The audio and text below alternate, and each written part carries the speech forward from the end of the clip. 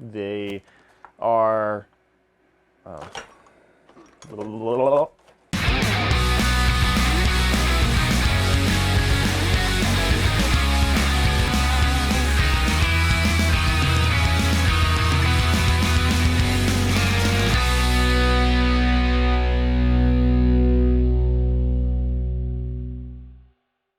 Hey guys, so today what I'm going to be doing is installing these vibration damping inserts from Fasst Company, from Fasst Company. This is the same company that makes the Flexx bars, which I just installed on my bike.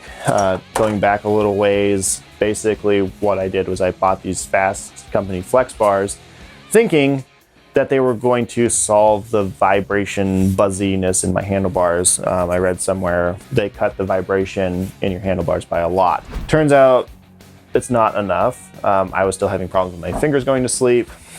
Fortunately, Fasst Company does sell these vibration damping inserts, and basically what you do is you tap the end of your handlebars, these slide in, and they act as a counterweight to the frequency of the vibration, and that is supposed to deaden the vibration even more so. I don't know how much they, obviously, like, there's no way of measuring that, or if there is, it hasn't been done yet. It's all, yeah, it's very subjective. So we'll see. I've heard good things about these though. I'm really hopeful that these are gonna work. So I'm gonna throw them in my bike real quick, and I'm gonna go on a long ride tomorrow, and we'll see how they feel. Let's get to it. The way this works is you have these brass shafts here. They've got a rubber O-ring on one end, and they've got threads on the other end. A little screw that screws into the end here. Now, there's two different kinds of these. There are the kinds that are made for wraparound handguards, which these are, and the kinds that are not. If you're intending to run wraparound handguards on your Flexx bars or on any other bar that you want to run these with, you just want to make sure you get the right one for your purposes. What I'm going to have to do is I'm going to have to tap the end of the handlebar here. It comes with this 5/8 inch tap. It's included. And so the important part about this is you want to make sure that you're tapping it straight. If you do get it crooked, which is relatively easy to do, and you've never done this before, it can result in it being in a jam, right? So when you put the anti-vibration insert in, right, you're going to get to about that point. There's a point somewhere in here where it gets a little bit smaller, and you're going to have to press on it fairly hard to get it to pop in. So it's basically this rubber O-ring needs to get to that point. You're going to lube this up with some grease, and basically what you want to do is make sure that this isn't canted sideways when you go to thread it in. Otherwise, it's just not going to work as well, I would assume, since it's going to be putting pressure on one side more than the other. So when you're tapping out a hole like this, it's also a good idea to use some sort of lubricant, like a WD-40. In this case, I don't have any, so I'm using PB Blaster. You just use a little bit of that as you're going in with your tap. And the rule of thumb is you want to go in about a quarter turn and then back out, and then a quarter turn, and that way it allows it to clear the threads as you're going in. All right, so I've got that lined up just about as close as I can by just eyeballing it. What I want to do is just create straight pressure and start twisting it in there. It's going to be real hard to get it to go straight at first, but as you start to get just a few threads, it'll start to stiffen up. So now that I have it starting to cut threads, I'm going to use a little bit of this PB Blaster and just spray it up in there.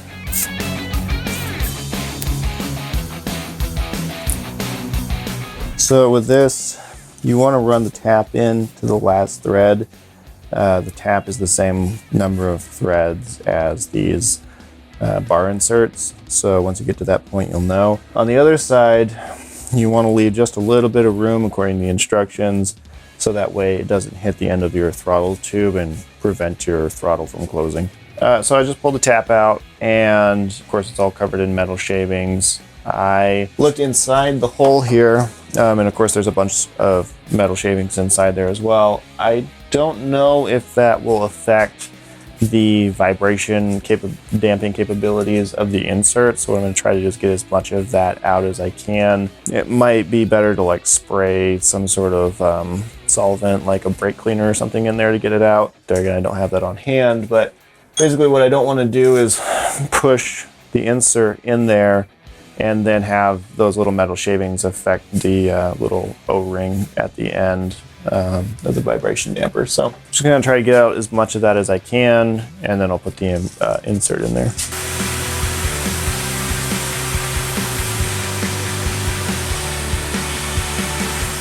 I'm going to put a little bit of grease on this O-ring here, just to help it slip past that point where it seats in. Gonna help it along a little bit. You can feel where it gets to that stopping point. You just gotta apply a little bit of pressure and it'll pop right by it.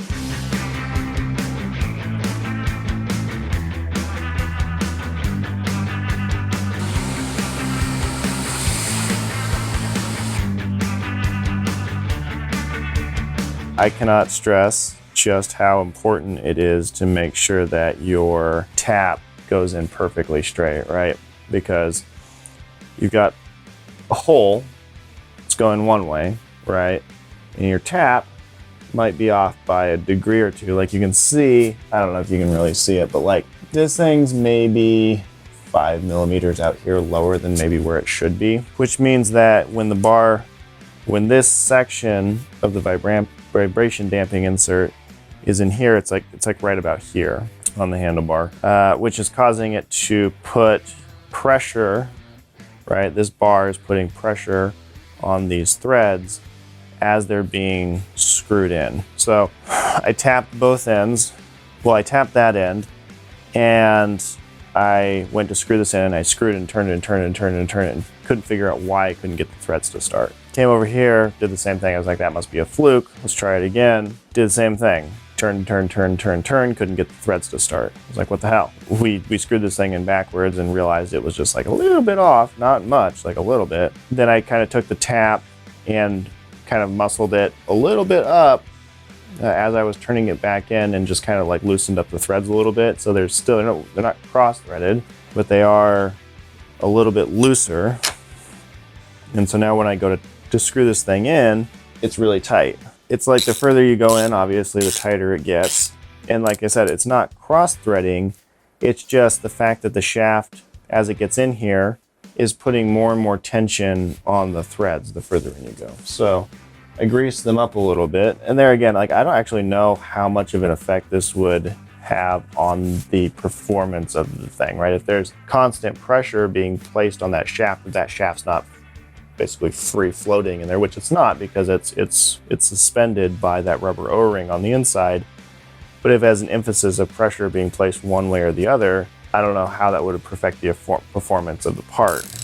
You would have to be really good with a tap to get it to go in perfectly straight in order to get that to work out just like flawlessly. Like I was really adamant on both sides about trying to make sure I got it as straight as I could, and you know, you're just eyeballing it. You're doing it with a hand tap. You need the tap almost to have like a shaft that sits inside, so you're lined up with the hole, which is a little unpractical. Man, I'm really having to turn that thing to get it to go in. Meanwhile, also kind of fucking up this hole. This is not supposed to be this hard.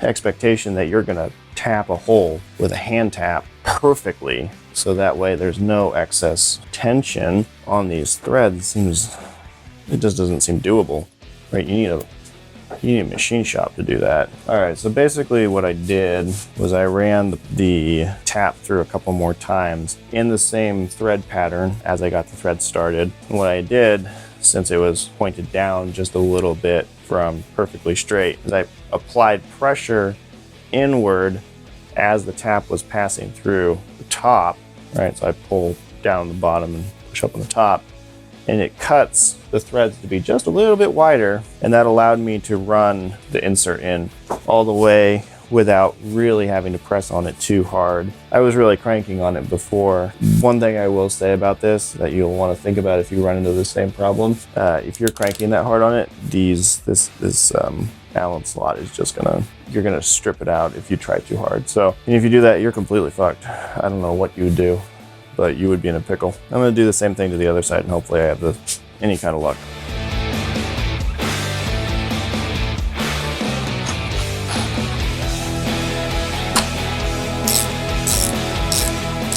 So that was an absolute royal pain in the ass. I don't know how you would go about tapping these perfectly straight. One of the things that Kel noticed was that if you look at another tap, right, just like a generic tap that you would get from the parts store, that's a 5/8 tap. What you'll notice is that the taper is a lot longer on this tap than it is on this tap. This one's got a taper of maybe the first 2 threads. This one's got a taper of 1, 2, 3, 4, 5 threads. And what that allows you to do is get further down the hole that you're trying to taper or that you're trying to tap before your threads are completely set. So it helps you get a direction that's more in line with the hole that you're tapping before you start to make real threads, right? The real threads are being made down here. Whereas this one, you know, it's anybody's guess which direction it's going to go before the thing starts cutting sharper threads. I think that's why I was having such an issue with this. This is a tap that came with the kit, so it's the one I used. This is just one that we had lying around. That's just my guess. I don't know how else you would go about getting straight threads. Like, I was really trying on both sides. Fortunately, what I was able to do, right, once you see, okay, like this one was tilted a little bit up, this one was tilted a little bit down, is to press against the direction, like as you get it started, press against the direction that is tilted. So this one's tilted a little bit up, press it a little bit down, and it'll start to carve the threads a little bit that are already in there to be a little bit wider on that one side so that you can adjust for the mistake that you made in the direction. This one went in really easy after I cut it, I don't know, another 2 times just to get that correction, and I was really pressing down on it. This one went in a little bit harder, but I was just a little bit more nervous on that side. So whatever, I got them in and they seem to be straight. I think this one is about as good as it's gonna get considering the circumstances, but that's just kind of an annoying way to start this project off. All right, so I'm back in the studio now after having run, I don't know, probably 5, 6, 7 rides or so on the bar inserts since I had that entire pain in the ass experience of installing them. I'm gonna start out with the really good things first. I think that they do come as advertised in that they do make a significant reduction in the amount of vibration that you feel in the bars, 40%. I mean, obviously there's no way to measure that in terms of like, it's just my experience hanging onto the bars. There's a couple of things about it though. One being that the vibration obviously changes through the RPM range of the engine, right? So in the lowest RPM range, like you're just cruising along on single track, it's almost like you don't feel the vibration in the bars at all, which is really nice. So for like the majority of the riding you do, you don't really feel the vibration like you used to, especially in the levers, which is where I like to rest my index fingers, right, on both the clutch and the brake. I was noticing that my fingers didn't really go to sleep the whole time. That being said, if you're riding super aggressive, you're high up in the RPM ranges, yeah, you're still going to feel the vibration in the bars and the levers. It's worth the money to have them because like it's not a serviceable part. Like you're just going to install it and you're going to forget about it after that. So I think for that purpose, it's absolutely worth it. The bad, I think, in this is that the whole concept of the vibration damping is it's canceling the vibration waves as they're traveling through the handlebars, right? That brass rod that sticks into your handlebars is countering the vibration as it's flowing through the bars, right? While that's good, right, the problem that I had was in installing it, I couldn't get the threads to go in straight, right?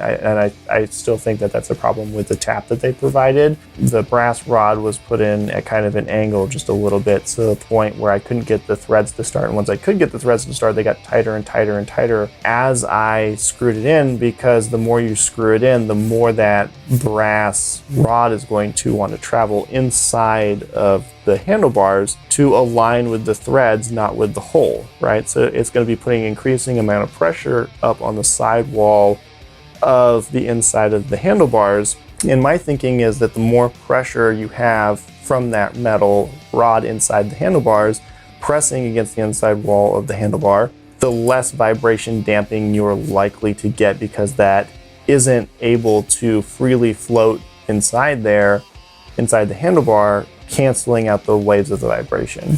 I wish I could do a better job of tapping out the inside of those bars, and I thought I was doing just as well as I could when I installed them. I mean, I don't know how I could have been any more straight with that tap.